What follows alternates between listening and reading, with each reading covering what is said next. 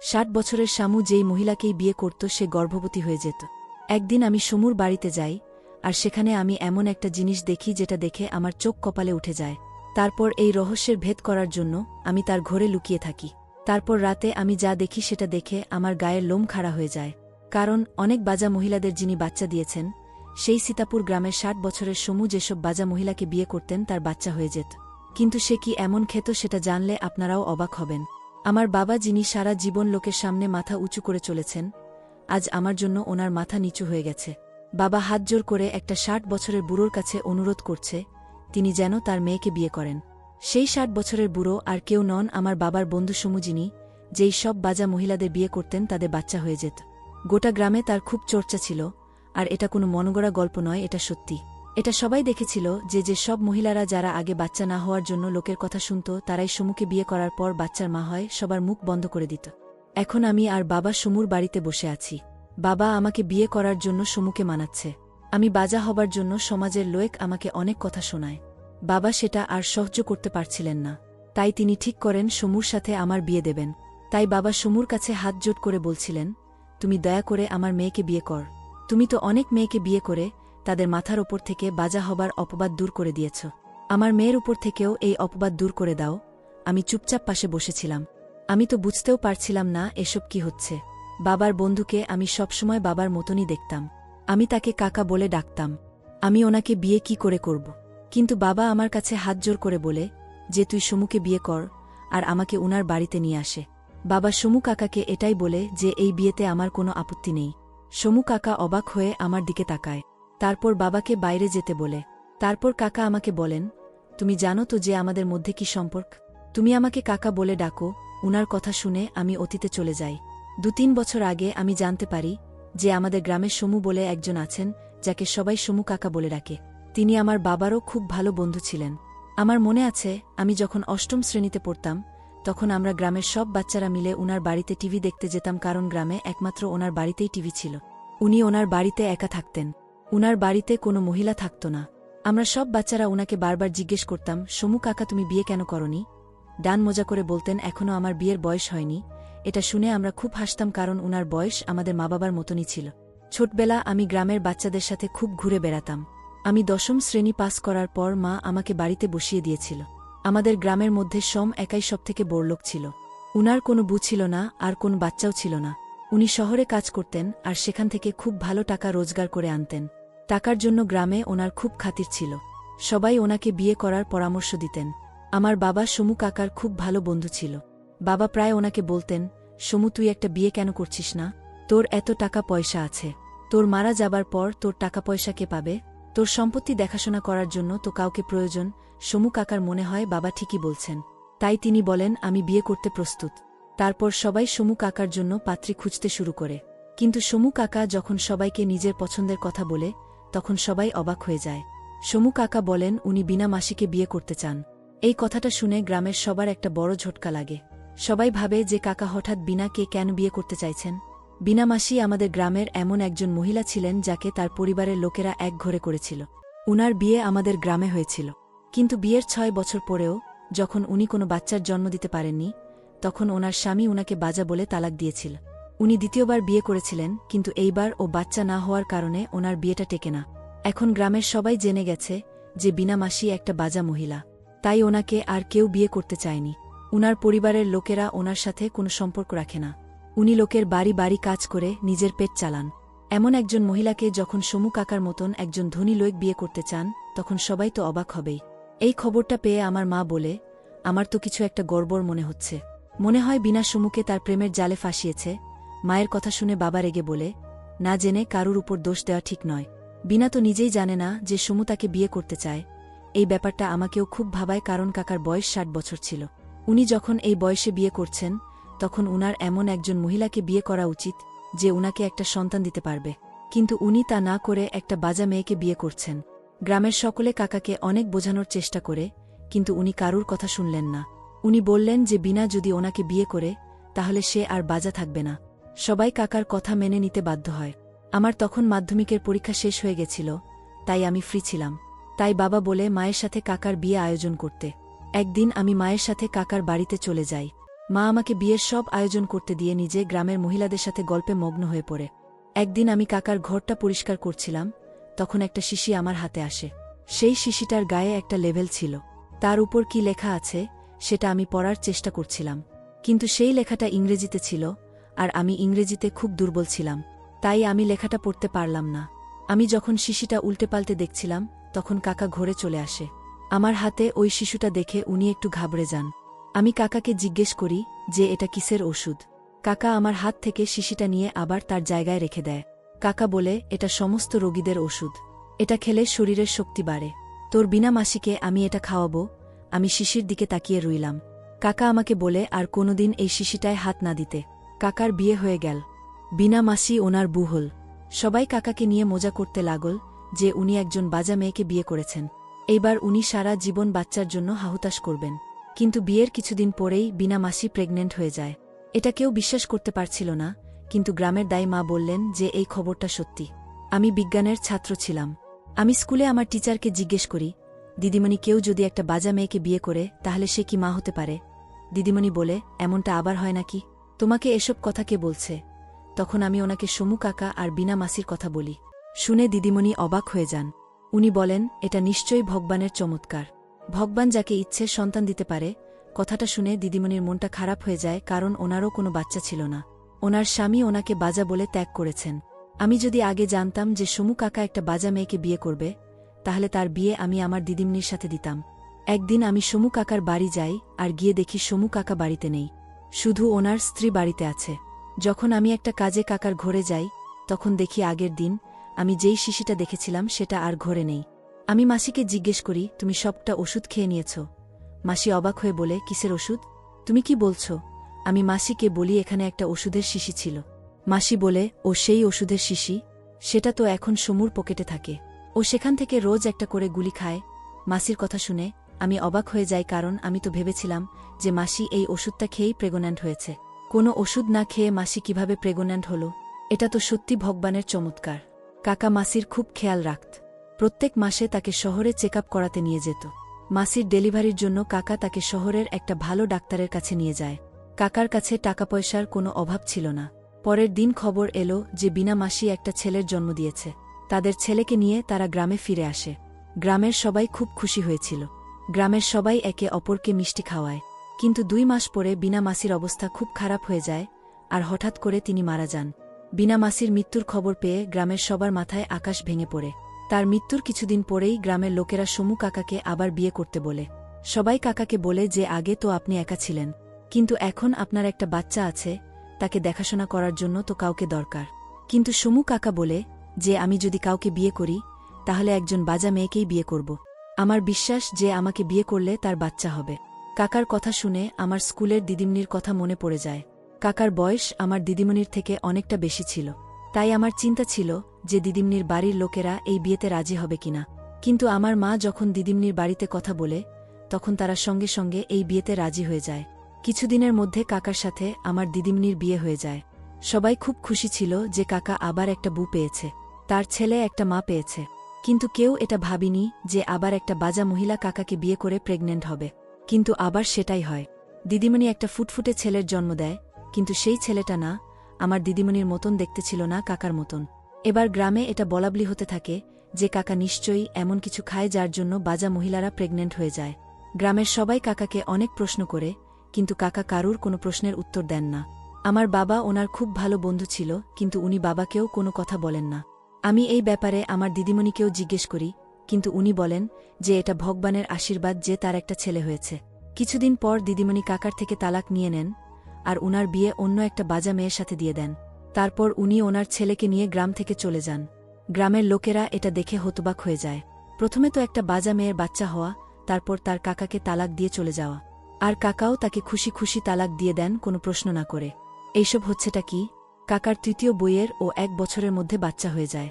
তার কিছুদিন পর আরও একটা বাচ্চা হয়। 65 বছর বয়সে কাকার 5টা বাচ্চা হয়। আশেপাশের গ্রামগুলোতেও এই কথাটা ছড়িয়ে পড়ে যে কোনো বাজা মহিলা সমু কাকাকে বিয়ে করলে তার বাচ্চা হয়ে যায়। এখন কাকার টাকা পয়সা কমে যাওয়ার যথেষ্ট কারণ ছিল, কারণ কাকা আর কাজ করত না। কিন্তু টাকা কমে যাওয়ার বদলে টাকা আরও বাড়তে থাকে। মনে হয় কাকার উপর ভগবানের আশীর্বাদ ছিল। এখন আমারও বিয়ের বয়স হয়ে গেছিল। আমার পড়াশোনা শেষ হয়েছিল।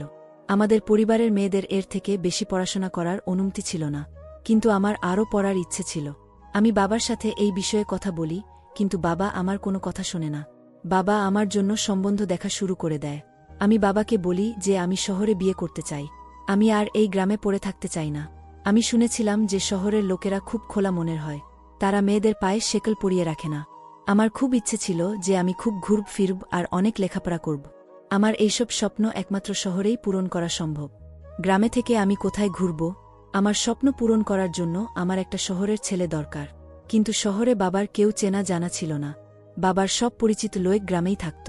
তাই বাবা সমু কাকাকে বলেছিল যে আমার জন্য শহরের কোনো ছেলে দেখতে। কাকা বলেছিল, ঠিক আছে, আমি দেখব। সেই সময় সমু কাকার তৃতীয় বউয়ের মৃত্যু হয়েছিল আর কাকা আবার একা হয়ে গিয়েছিল। তার বাচ্চাদের দেখাশোনা করার জন্য তিনি বাড়িতে একটা আয়া রেখেছিলেন। উনি একা বাচ্চাদের দেখাশোনা করতে পারছিলেন না, কারণ ওনারও বয়স হয়েছিল। সেই সময় গ্রামের লোকেরা কাকার জন্য আরও সম্বন্ধ নিয়ে আসে। সব সম্বন্ধে বাজা মেয়েদের ছিল, কারণ সবাই জানত যে কাকাকে বিয়ে করার পর কেউ আর বাজা থাকে না। কিন্তু কাকা আর বিয়ে করতে চায় না। কাকার শরীরটা ভাল ছিল না, তাই উনি অনেকদিন শহরে যেতে পারেননি। আমার জন্য ছেলেও দেখতে পারেননি। ওনার অবস্থা দেখে বাবাও ওনাকে আমার জন্য ছেলে দেখার কথা বলতে পারে না। কিন্তু বাবার আমার বিয়ে দেবার খুব তাড়া ছিল, কারণ আমার বিয়ের বয়স হয়ে গিয়েছিল। গ্রামের লোকেরা অনেক কথা বলছিল। আমি ভাবি যে বাবা আমার বিয়ে কোনো গ্রামের ছেলের সাথে দেওয়ার আগে আমি নিজে কাকার বাড়িতে গিয়ে কাকার সাথে কথা বলবো। আমি ছোটবেলা থেকেই কাকার সাথে খুব হাসি ঠাট্টা করতাম, তাই ওনার সাথে কথা বলতে আমার কোনো সংকোচ ছিল না। আমি মা বাবাকে কিছু না বলেই কাকার বাড়িতে চলে যাই। কাকার যখন বাড়িতে পৌঁছাই তখন ভেতর থেকে আমি কিছু চেনা আওয়াজ শুনতে পাই। যখন আমি বাড়ির ভেতর উকি মারি তখন আমার পায়ের তলা থেকে মাটি সরে যায়। আমি ভেতরে দেখি আমার দিদিমণি বসে আছেন আর উনি কাকাকে বলছেন, আপনি আবার কোনো বাজা মেয়েকে বিয়ে করে নিন, সে সমাজে সম্মান পাবে আর আপনি বাচ্চাদের দেখাশোনা করার জন্য কাউকে পাবেন। কাকা বলে, আমার আর কোনো মেয়ের ওপর ভরসা নেই। তোমরা তো জানো কিভাবে সব বাজা মেয়েরা আমাকে বিয়ে করার পর প্রেগনেন্ট হয়। তোমরা এই কথাটা গোপন রেখেছ, কিন্তু কেউ যদি মুখ খোলে আর আমার এই গোপন কথাটা ফাঁস হয়ে যায় তখন কি হবে? তাহলে গোটা গ্রামে আমার বদনাম হয়ে যাবে। তাই চাই না এই ব্যাপারটা কারুর সামনে আসুক। এটা যেমন গোপন আছে তেমন গোপনই থাকা ভালো। আমি এখন একাই ভালো আছি। আমি খুব কান দিয়ে তাদের কথা শোনার চেষ্টা করছিলাম, কিন্তু তাদের কোনো কথাই আমি বুঝতে পারছিলাম না। কিন্তু আমি এটুকু বুঝতে পারি যে কাকা কোনো রহস্যের কথা বলছে, আর সেই রহস্যটা এটাই যে সব মহিলারা বাজা হওয়া সত্ত্বেও কাকাকে বিয়ে করার পর কিভাবে প্রেগনেন্ট হয়। কিন্তু এই রহস্যের কথা কাকা কিছুই বলে না। আমি যখন বাইরে দাঁড়িয়ে দাঁড়িয়ে কথা শুনছিলাম তখন দিদিমণি ঘরের বাইরে আসেন। আমাকে দেখে তিনি চমকে যান। আমি দিদিমণির ছেলেকে কোলে নিয়ে আদর করি আর দিদিমণিকে জিজ্ঞেস করি, আমি জানি না আপনি কেন কাকাকে ছেড়ে চলে গেছেন, আর যখন চলেই গেছেন তখন লুকিয়ে লুকিয়ে কাকার সাথে দেখা করতে কেন আসেন? দিদিমণি আমার কথা শুনে একটু রেগে যান আর বলেন, আমি ওনার সাথে লুকিয়ে লুকিয়ে দেখা করতে আসি না, শুধু আজকেই এসেছি কারণ আমি খবর পেয়েছি যে ওনার স্ত্রী মারা গেছে। আমি বলি, যাকে একবার ছেড়ে চলে গেছেন তাকে আর ফিরে দেখা উচিত নয়। আপনি যদি কাকাকে একা ছেড়ে না যেতেন তাহলে ওনার এই অবস্থা হতো না। উনি এভাবে একা হয়ে যেতেন না। আপনার জানি না কি হয়েছিল যে আপনি কাকার থেকে তালাক নিয়ে কাকার আবার বিয়ে দিয়ে এখান থেকে চলে গেলেন। আপনি আমাদের প্রেম আর ভালোবাসা নিয়ে অনেক জ্ঞান দিতেন, কিন্তু আপনি আপনার ভালোবাসার মানুষটার সাথে থাকতে পারলেন না। আমাদের গলার আওয়াজ পেয়ে কাকা বাইরে বেরিয়ে আসে। আমাকে দেখে উনি খুব রাগ করেন আর বলেন, তুমি কেন এভাবে তোমার দিদিমণির সাথে কথা বলছ? উনি তোমার থেকে অনেক বড়। আমি কাকাকে কিছু বলতে চাই, কিন্তু কাকা ইশারায় আমাকে চুপ করতে বলেন। কাকা দিদিমণিকে বলেন, ওর কথায় কিছু মনে করো না, ওর সাথে আমি কথা বলছি, তুমি এখন এখান থেকে যাও। দিদিমণি চুপচাপ ওখান থেকে চলে গেলেন। আমি দেখে অবাক হই যে তালাক হওয়ার পরেও তারা এত ভালোভাবে একে অপরের সাথে কথা বলছে। আমি তো শুনেছিলাম যে তালাক হওয়ার পর স্বামী স্ত্রী একে অপরের মুখ দেখতে চায় না, কিন্তু এখানে ব্যাপারটা একেবারে উল্টো। আমার তো কাকার জন্য খারাপ লাগছিল। কাকা দিদিমণিকে বিয়ে করল, তাকে সন্তান দিল, সমাজে মাথা তুলে দাঁড়ানোর সুযোগ করে দিল, আর দিদিমণি তাকে তালাক দিয়ে চলে গেল। আর কাকাও তাকে কিছু বলল না, উল্টে তার সাথে এত ভালোভাবে কথা বলছে। দিদিমণি চলে যাবার পর কাকা আমাকে বলে, বড়দের সাথে কেউ এভাবে কথা বলে? তুমি কি এই শিক্ষা পেয়েছ? আমি কাকার সাথে কোনো কথা না বলে ফিরে যাই। বাড়ি ফিরে গিয়ে দেখি বাড়িতে বাবার এক বন্ধু এসেছে। আমি যে ভয়টা পাচ্ছিলাম সেটাই হলো। বাবার বন্ধু আমার জন্য সম্বন্ধ নিয়ে এসেছে। বাবা আমার বিয়ে ওনার ছেলের সাথে ঠিক করে ফেলে। আমি বাবাকে অনেক বোঝাই যে আমি এই বিয়েটা করতে চাই না, কারণ ছেলের বাড়ির লোকেরা অশিক্ষিত। এই বিয়ে করে আমি সুখী হব না। কিন্তু বাবা আমার কোনো কথা শোনে না আর জোর করে আমার বিয়ে ওনার বন্ধুর ছেলের সাথে দিয়ে দেয়। আমার প্রথম থেকেই ওদের বাড়ির পরিবেশটা ভালো লাগতো না। ওরা খুব বড়লোক ছিল, কিন্তু ওদের মধ্যে শিক্ষা আর সভ্যতার অভাব ছিল। আমার কাছে আর কোনো উপায় ছিল না। বাবার সম্মান বাঁচাতে আমাকে বিয়েটা করতেই হয়। আমার বিয়ের ৩ বছর কেটে যায়। আগের ২ বছর আমি কিভাবে এই বাড়িতে কাটিয়েছি সেটা আমিই জানি। অনেক কষ্টে আমি এখানে টিকে আছি। আমি রোজ ভগবানের কাছে প্রার্থনা করি যে আমাকে এদের হাত থেকে রেহাই দাও, কিন্তু ভগবান আমাকে এইভাবে রেহাই দেবে আমি ভাবতে পারিনি। আমি যখন মা হতে চলেছিলাম, তখন আমার নন্দ আমাকে সিঁড়ি থেকে ধাক্কা মেরে ফেলে দেয়। আমি অজ্ঞান হয়ে পড়ি, আর যখন আমার চোখ খোলে তখন আমি হাসপাতালে। আমার বাচ্চাটা নষ্ট হয়ে গেছিল। ডাক্তারবাবু বলেন যে আমি আর কোনোদিন মা হতে পারব না। এটা শুনে আমার শ্বশুর বাড়ির লোকেরা আমাকে বাপের বাড়িতে দিয়ে যায় আর বলে, ও যখন আমাদের কোনো সন্তান দিতে পারবে না তখন ওকে আমাদের কাছে রেখে কি করব। ওরা গোটা গ্রামে রাষ্ট্র করে দেয় যে আমি এখন বাজা হয়ে গেছি। সেই কারণে আমার আর কোনো সম্বন্ধ আসে না। বাবা যখনই বাইরে বেরোতে তখনই লোকেরা মজা করে বলতো, আপনি আপনার মেয়ের বিয়ে সমু কাকার সাথে দিয়ে দিন, তাহলে দেখবেন ওর বাচ্চা হয়ে যাবে। লোকের কথা শুনতে শুনতে বাবা ক্লান্ত হয়ে পড়েছিল।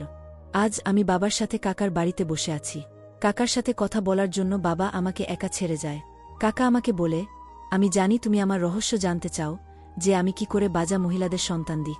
শুধু তুমি কেন, গোটা গ্রামের লোকেরা এটা জানতে চায়। কিন্তু আজ অবধি আমি কাউকে এই রহস্যটা বলিনি। কিন্তু আজ আমি তোমাকে এটা বলতে চাই। আমার যখন ২৫ বছর বয়স তখন আমার শরীর খুব খারাপ হয়। আমি হাসপাতালে যাই, যেখানে ডাক্তার আমাকে চেক আপ করে বলে আমার ছোটবেলা থেকেই একটা রোগ আছে, যেটা আমি নোটিশ করিনি। এখন সেই রোগটা আমার এতটাই বেড়ে গেছে যে ডাক্তারকে অপারেশন করতে হয়। অপারেশন করার পর ডাক্তার বাবু আমাকে বলেন যে আমি কোনোদিন বাবা হতে পারব না। আমার পরিবারের মধ্যে এই কথাটা ছড়িয়ে পড়ে। সবাই আমাকে দয়ার চোখে দেখত। তারা আমাকে নিয়ে মজা করত। আমার সব ভাইদের বিয়ে হয়ে যায়। তারা যে যার জীবনে সেটেল হয়ে যায়। আমার মা বাবার মৃত্যুর পর আমার পরিবারের কারুর আমার প্রয়োজন হয়নি। তাই আমি ঘরবাড়ি ছেড়ে এই গ্রামে চলে আসি। আমি জানতাম আমি কাউকে বিয়ে করতে পারব না, তাই আমি সারাদিন কাজ করতাম। কাজ করে আমি অনেক টাকা রোজগার করি, যার জন্য গ্রামে আমার সম্মান অনেক বেড়ে যায়। এখানে আমার কিছু ভালো বন্ধু হয়ে যায়, যাদেরকে নিয়ে আমি খুব খুশি ছিলাম। তারা সবাই আমাকে বিয়ের কথা বলতো, কিন্তু আমি জানতাম যে কোনো মহিলা আমার স্বার্থতা জানার পর আমাকে বিয়ে করতে চাইবে না। সব মেয়েদেরই স্বপ্ন থাকে যে তারা মা হবে, আর আমাকে বিয়ে করলে তাদের সেই স্বপ্ন কোনোদিন পূরণ হবে না। তাই আমি ঠিক করি সারা জীবন একাই কাটাবো। কিন্তু আমি এ কথাটা আমার বন্ধুদের কিভাবে বলবো, তাই আমি তাদেরকে কোনো একটা বাহানা দিয়ে এড়িয়ে চলতাম। আমার বিনাকে দেখে খুব খারাপ লাগত। তাকেও আমার মতন বাজা হবার জন্য কথা শুনতে হতো। তাকে দেখে আমার নিজের কথা মনে পড়ত। তার পরিবারের লোকেরা তাকে ত্যাগ করেছিল, ঠিক যেমন আমার পরিবারের লোকেরা আমাকে ত্যাগ করেছিল। যখন লোকে আমাকে বলে যে আমি এত টাকা পয়সা কাকে দিয়ে যাব, তখন আমি ঠিক করি যে আমি অনাথ বাচ্চাদেরকে নিয়ে এসে তাদেরকে বড় করব। কিন্তু এই কাজটা আমি একা করতে পারব না। এর জন্য আমার একজন মায়ের প্রয়োজন। তখন আমি বিনাকে বিয়ে করার প্রস্তাব পাঠাই। আমি বিনাকে আগেই সব কথা বলে দিয়েছিলাম যে সেও মা হতে পারবে না, আর আমিও বাবা হতে পারব না। তাই আমরা অনাথ বাচ্চাদের দত্তক নেব। বিনা আমার প্রস্তাবে রাজি হয়, আর আমরা বিয়ে করে ফেলি। বিয়ের পর আমার মনে হয় যে আমরা যদি বাচ্চা দত্তক নিই তাহলেও লোকে আমাদেরকে কথা শোনাবে। তখনও তারা বিনাকে বাজা মেয়ে বলবে, আর আমরা যাকে দত্তক নেব তাকে আমাদের সন্তান বলে কেউ মানবে না। তাই আমি একটা উপায় বের করি। আমি গ্রামের দাইমাকে ডেকে এনে তাকে অনেক টাকা পয়সা দিয়ে তাকে বলি যে গ্রামের লোকেদের বলতে যে বিনা প্রেগনেন্ট। ৯ মাস পর আমি বিনাকে শহরে নিয়ে যাই, আর বলি যে তাকে আমি ডেলিভারির জন্য নিয়ে যাচ্ছি। আর শহরে নিয়ে গিয়ে আমরা একটা অনাথ বাচ্চাকে নিয়ে আসি। বিনার মাথার উপর থেকে বাজা হওয়ার অপবাদ ঘুচে যায়। এতে বিনা খুব খুশি হয়েছিল। কিন্তু বিনার আজও বেশি দিন ছিল না। ওর ক্যান্সার হয়েছিল। কিছুদিন পর সে আমাদের ছেড়ে চলে যায়। তারপর তোমার দিদিমণি আমার জীবনে আসে। সে খুব ভালো মেয়ে ছিল। তাকেও সমাজের হাত থেকে বাঁচাতে আমাকে একই নাটক করতে হয়। এইবারও আমরা একটা বাচ্চাকে দত্তক নিই। আমি এই বাচ্চাদের খুব ভালোভাবে বড় করতে চেয়েছিলাম। একদিন তোমার দিদিমণির আগের স্বামী আমার বাড়িতে এসে বলে, আমি যেন তোমার দিদিমণিকে ছেড়ে দিই, কারণ সে তাকে খুব ভালোবাসে। সে তাকে বাড়ি নিয়ে যেতে চায়। সে তার ভুল বুঝতে পেরেছে। তোমার দিদিমণি বলে যে সেও তার আগের স্বামীকে খুব ভালোবাসে, কিন্তু সে আমাকে ছেড়ে যেতে পারবে না। আমার জন্য সে সমাজের সম্মান ফিরে পেয়েছে। তাই আমাকে ছেড়ে সে যেতে পারবে না। আমার কারণে দুটো ভালোবাসার মানুষ আলাদা হয়ে যাবে, সেটা আমি চাইনি। তাই আমি জোর করে তোমার দিদিমণিকে তালাক দিই।